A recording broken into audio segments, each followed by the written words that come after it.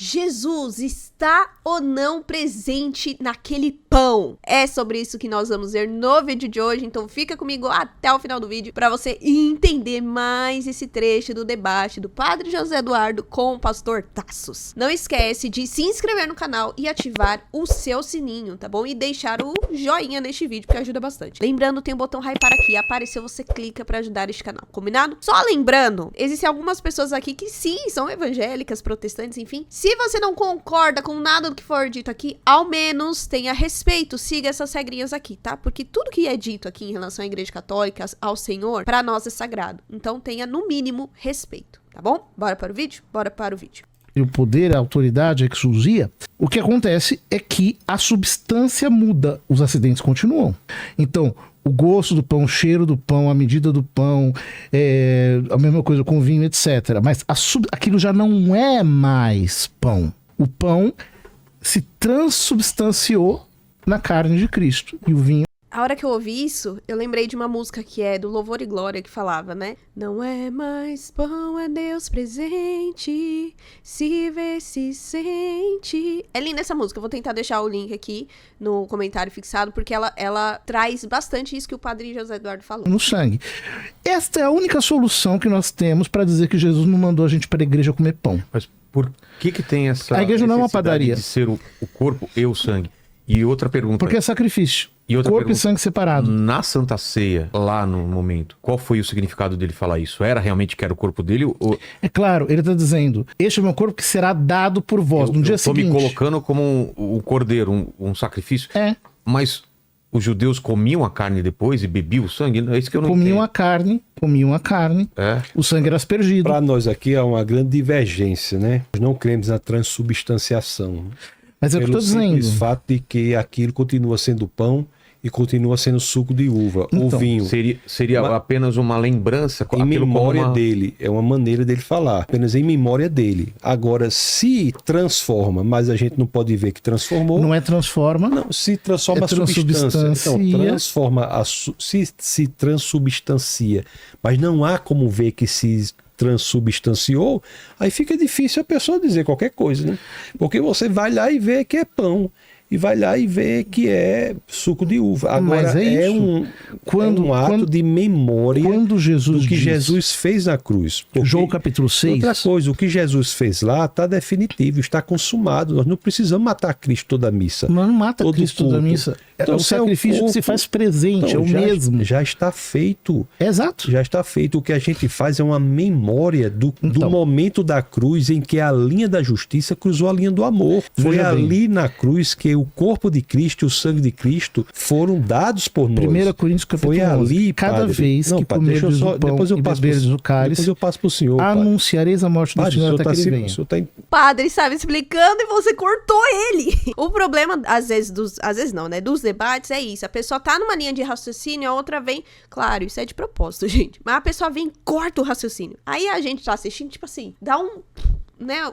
É como se fosse uma rachadura. Tipo assim, deixa a pessoa terminar de explicar, depois você fala. Mas é uma necessidade falar. Quer falar? Deixa eu só terminar. Preste bem atenção. Qual é a questão aqui agora? Não, o que eu estou dizendo assim é que é pão e vinho em memória de Cristo do que fez, remetendo ao sacrifício que foi feito na cruz, em que nossos pecados foram, o preço pelos nossos pecados foram pagos. O nosso perdão, ele não é de graça. Ele é a boa notícia não é que ele é de graça, é que o preço foi pago.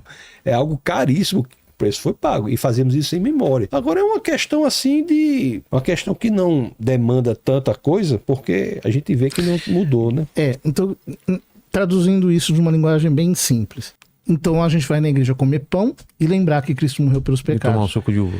E tomando suco de uva, que para a igreja católica não, você não vai comer pão, você vai comer o corpo de Cristo. Mas é uma doutrina muito séria, é o ser do pão que se converte no ser do corpo de Cristo, mantendo as aparências. Por isso que o milagre não é visível. Assim, e por isso que ele é um sacramento da fé. O senhor fala assim, porque ele recebe a fé. Quando o senhor fala assim, parece que diminui a parte da memória. Entendeu? O senhor diz assim...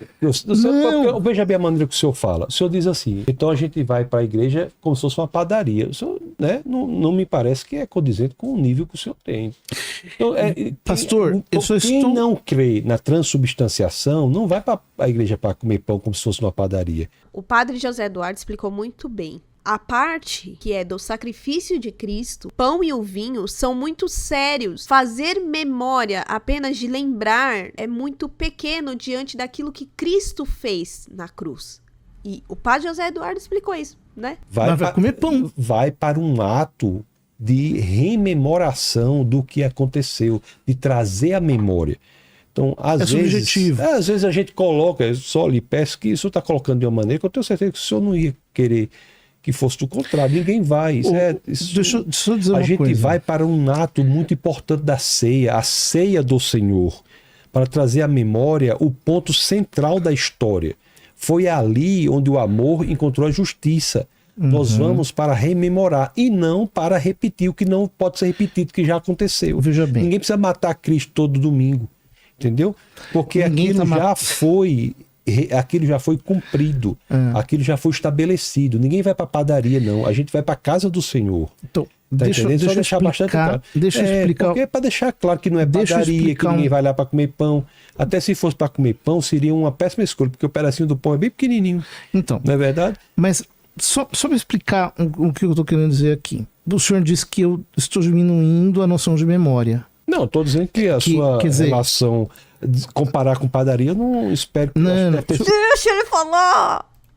O que o senhor disse é o seguinte: quando eu falo da transubstanciação, o conceito, fazer isso em memória, eu estou diminuindo essa memória, tirando a ênfase da memória. Não, estou fazendo isso não. O senhor falou?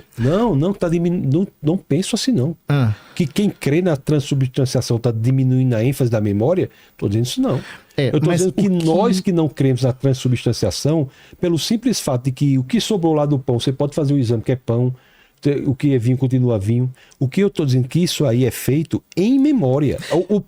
A grandiosidade não está na mudança da substância. A grandiosidade está no ato de trazer a memória. Veja bem, pastor, exteriorizável, São Paulo de forma exteriorizável, algo que aconteceu na cruz. São Paulo diz na primeira carta aos Coríntios, capítulo 11, que quem come a carne do Senhor indignamente será réu do corpo e do sangue do Senhor, come e bebe a sua própria condenação. É isso mesmo. Veja, não tem sentido essa afirmação se eu estou comendo pão. Tá comendo corpo não, padre. Tá comendo pão, faça o exame na Aqui foi a hora que faça o exame. Ele falou isso umas 3 vezes. De quem que eu lembrei? Milagres eucarísticos. Lanciano, a gente já falou sobre esse tema aqui. Já foi feito, né? Aconteceram vários milagres eucarísticos e que especialistas foram fazer e confirmaram que ali é o corpo de Cristo, diante dos milagres. Por que Cristo permite os milagres eucarísticos? Porque as pessoas não creem no que há da transubstanciação. Mas eu não tô vendo o corpo de Cristo, então não é o corpo de Cristo. Não é assim.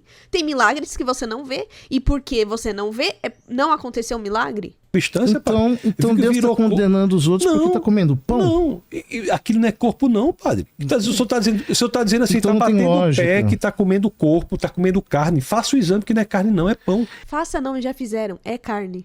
É sangue de Cristo, de um homem. Olha, é memória. Quem traz a gente chama isso de incredulidade. Assim, mais uma vez, né? Porque eu posso chamar também de heresia, de várias coisas. Mas o senhor veja, João capítulo 6... Espera só um pouquinho. Quando Jesus em João capítulo 6 fala: meu corpo é verdadeira comida, meu sangue é verdadeira bebida, etc. E comeu, a palavra inclusive é forte, mastigar no grego. Depois o que acontece? Há uma crise. O pessoal diz, os discípulos dizem, essa palavra é muito forte. Quem a pode suportar? E aí Jesus diz assim: o espírito é que dá a vida, a carne não serve de nada. Ou seja, ele não atenua o sentido das palavras dele, mas ao mesmo tempo ele mostra que é um sentido das palavras dele que não é um sentido metafórico. Quer dizer, o espírito da vida, eu tenho que ter um entendimento espiritual daquilo que ele está dizendo. Este é o mistério da Eucaristia. Ele é tão bondoso, ele é tão generoso, que ele se entregou a ponto de deixar sua carne em alimento, o seu sangue em bebida, e eles são separados porque corpo e sangue separados é igual à morte, o que significa que a celebração da Eucaristia é a evocação da morte do Senhor sobre o altar. Da memória também. Da memória, só que o senhor... Da memória também. Quando o senhor diz memória, que é a palavra bíblica que está ali, ela tem um significado teológico muito mais denso. Ela não é apenas memória no sentido de recordação. Ela é memória no sentido de presentação. Ou seja, o conceito de memória para os judeus, que é o do Novo Testamento nesse caso, é o de tornar presente ali novamente o ato da salvação. E aqui eu só faço um adendo, né? Porque tem muita gente que usa o Concílio Vaticano II, que fala da memória da paixão de Cristo, pensando com a cabeça da doutrina evangélica. Vocês entenderam o que o padre José Eduardo disse aqui? Existe sim o memorial da paixão. Quando se diz a memória, não é o relembrar, é a representação. Ele se torna presente novamente ali. É por isso que se usa. Então você não precisa ficar falando toda hora sacrifício de Cristo, sacrifício de Cristo. Existe a doutrina católica, ela tem muitas palavras que as pessoas não conseguem entender, ou elas entendem de maneira errada. E nos últimos dias veio muita gente nos comentários falar sobre isso. Ai, mas porque usa memória, não é memória, é sacrifício de Cristo. Se você é católico, o memorial da paixão de Cristo é o sacrifício de Cristo. Mesmo que você não fale ali explicitamente, mas a memória, o memorial é isso. O sacrifício de Cristo se torna presente novamente ali na Santa Missa, ali na Eucaristia, que vai ser consagrada. A hóstia que vai ser consagrada.